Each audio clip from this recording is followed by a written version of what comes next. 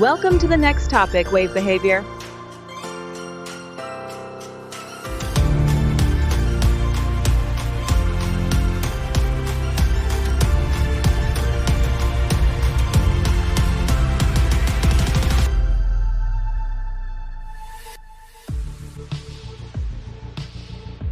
Here's the vocabulary list for this lesson.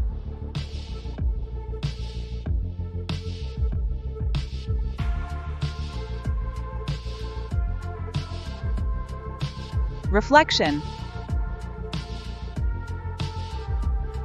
Reflection. Refraction. Refraction.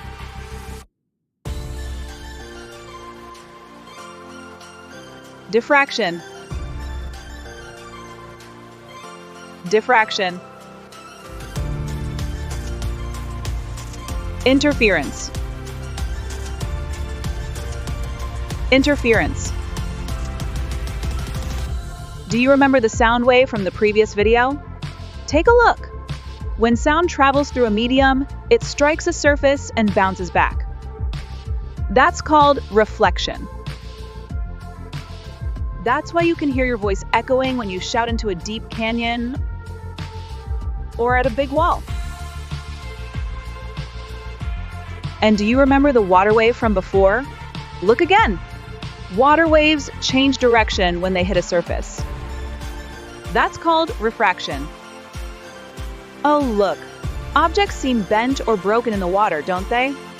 Yep, that's because of the refraction of light. Let's observe how light travels through different transparent media. Light travels in a straight line when moving through air. But what happens when light travels from air into water? Can you identify which ray is the refracted ray and which one is the reflected ray?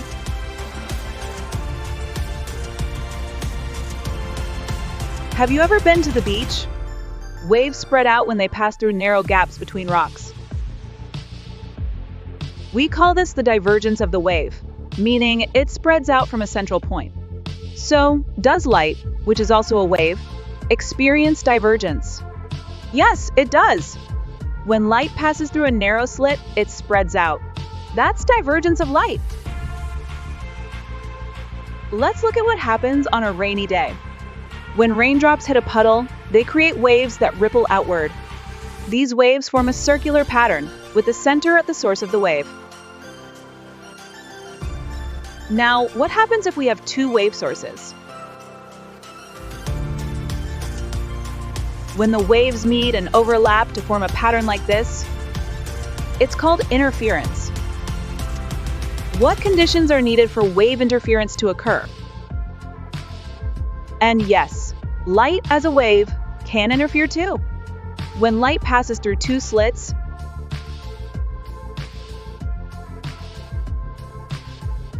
it creates a pattern similar to what we saw earlier, called an interference pattern, or more specifically, light interference.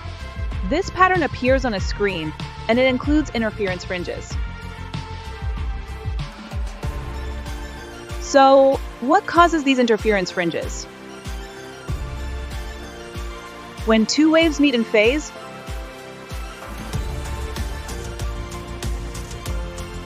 they undergo constructive interference.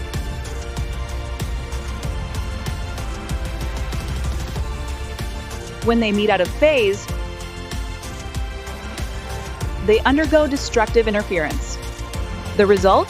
Points with maximum and minimum amplitude. Points of constructive interference are called maxima. Points of destructive interference are called minima. But wait, interference can lead to something else very cool. What if it happens along the same string? Watch this. Here comes an incoming wave,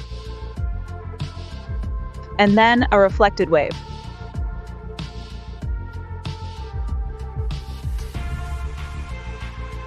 When they meet, they interfere and form a standing wave.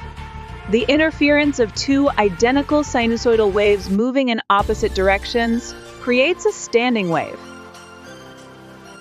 A point with minimal amplitude on a standing wave? That's a node. A point with maximum amplitude? That's an antinode.